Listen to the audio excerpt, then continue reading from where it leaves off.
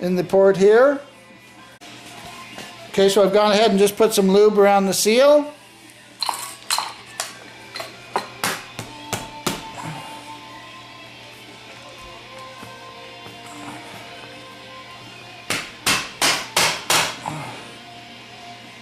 Now until we get our retainer in there with our gasket, it's going to want to pop out, but for now we'll just put it there.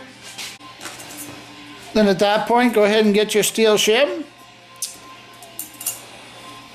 and line up your cover.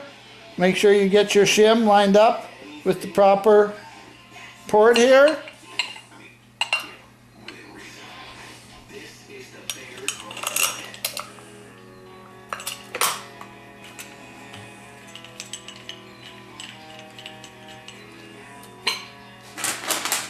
Go ahead and install your 6 bolts and then snug them down.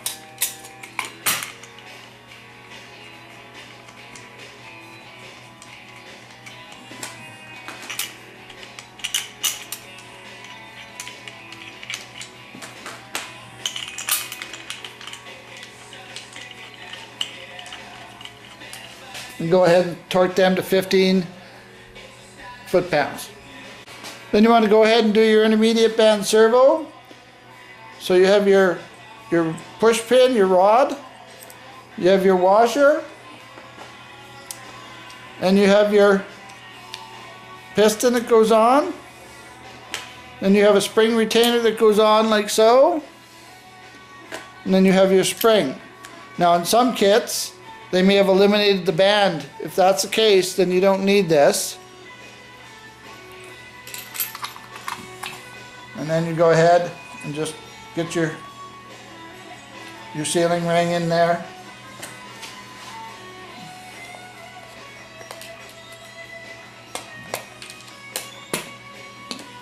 Like so, and that applies the band. Then we can go ahead and get our check balls. Now in this case we're going to be using 5 of them.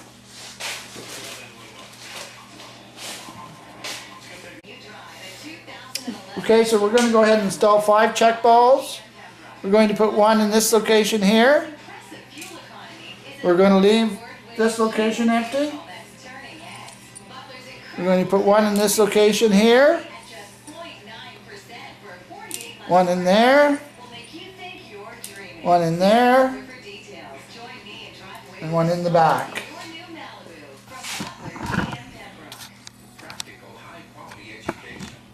So again, one up here, one in this location, here, here, whoops, and there. Those are the 5 check balls.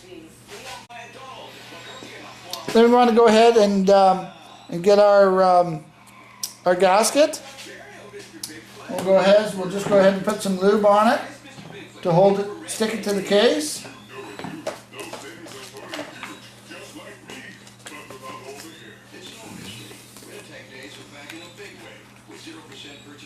Go ahead and place it on there. Try to get it lined up properly.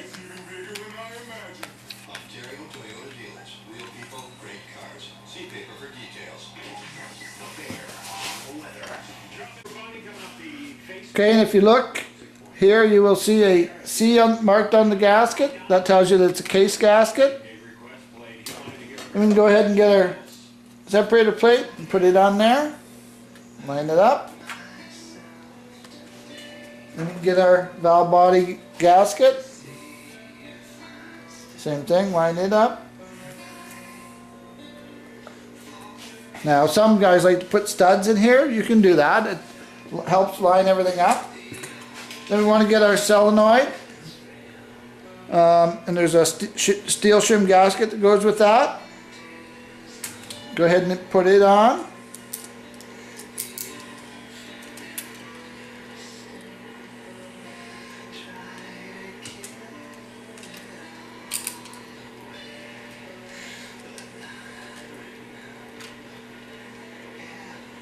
Then at that point we can go ahead and get our valve body.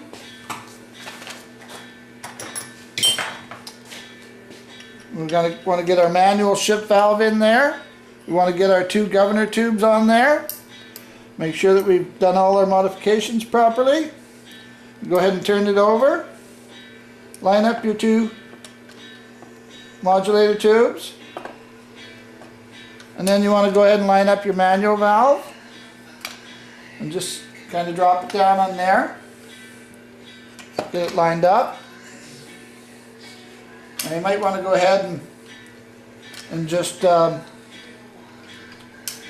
those tubes in lightly, just to get them started.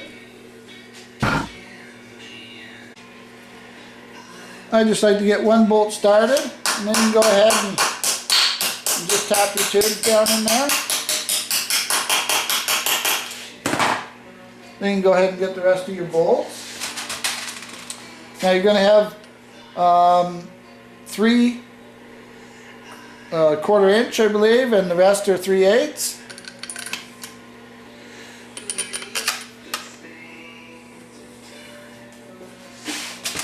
And the 1/4 inch ones will go in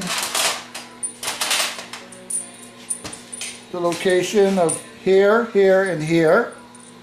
And the rest are 3/8. Sorry, 5/16, sorry.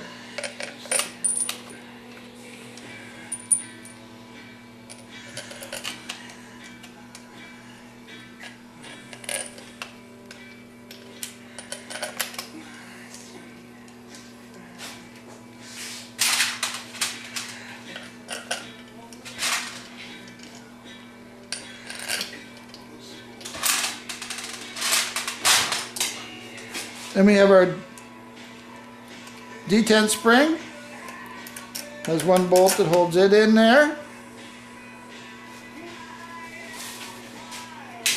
At that point you can just go ahead and work from the center out. Get them snugged up and then torque them.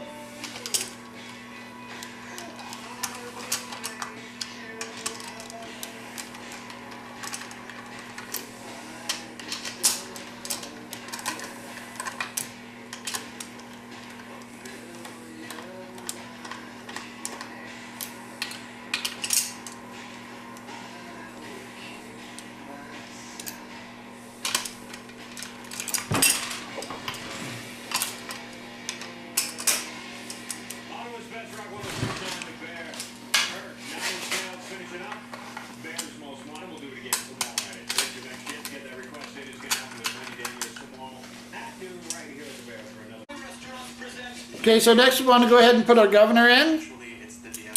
Our governor goes in the bore in this area here. Now you want to make sure that this bore is very good where the governor rides. What you want to make sure also is that the valve moves. I hope you can see that. When you move the weights together, the valve is moving up and down.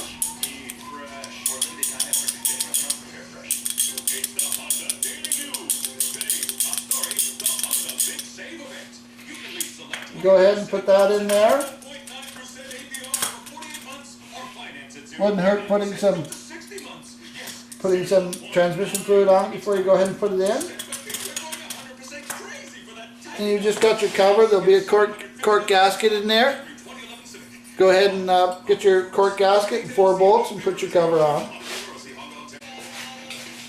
So you just have your cork gasket, 4 bolts. Pretty simple there.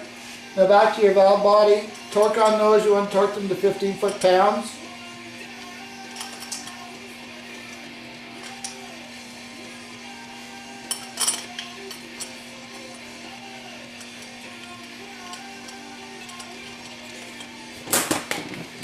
Just go ahead and snug them up.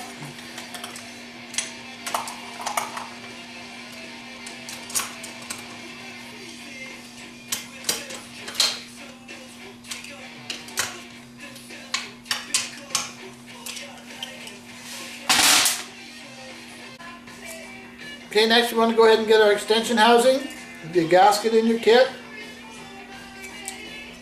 Make sure you put your new seal in, make sure your bushing's good. I have 6 bolts that go in there.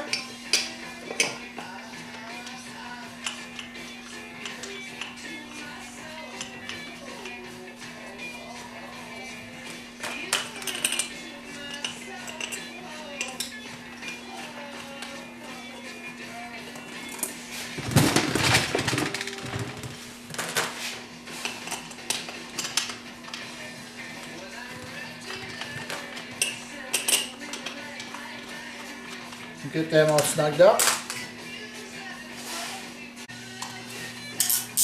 Okay, get all your 6 bolts snugged up.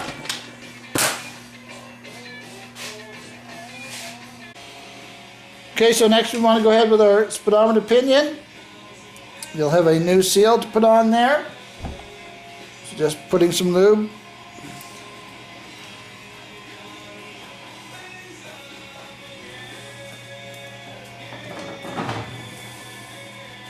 Insert your gear into the housing.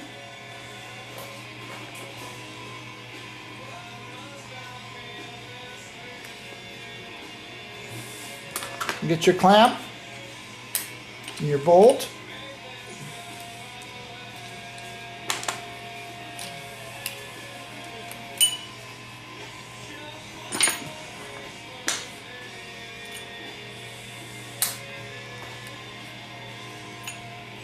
Get lined up.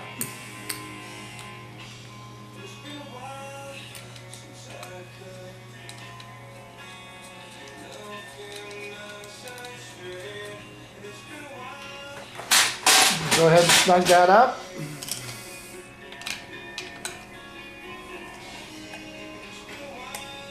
Now, and again, for the street, you'll probably want to run this, but in the full race application, you can go ahead and install a frost plug in there to eliminate that. Next is the modulator. Again, in certain applications, you may not even run it. Put your valve in there. You'll have an O-ring around the modulator.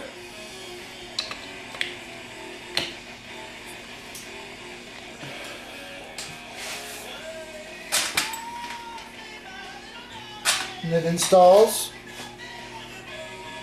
just with a clamp and a bolt.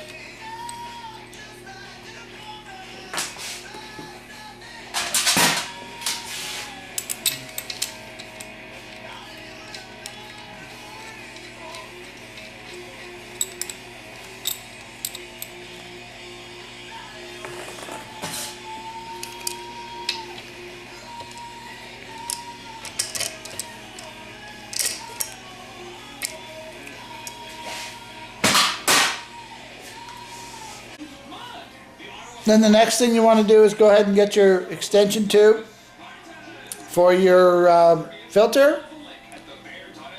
Go ahead, and I'd suggest putting 2 of the O-rings around there. Go ahead and get it down in there and seat it. Then at that point you can just go ahead and slip your filter over. Have the one bolt that is a shouldered bolt that holds the filter in.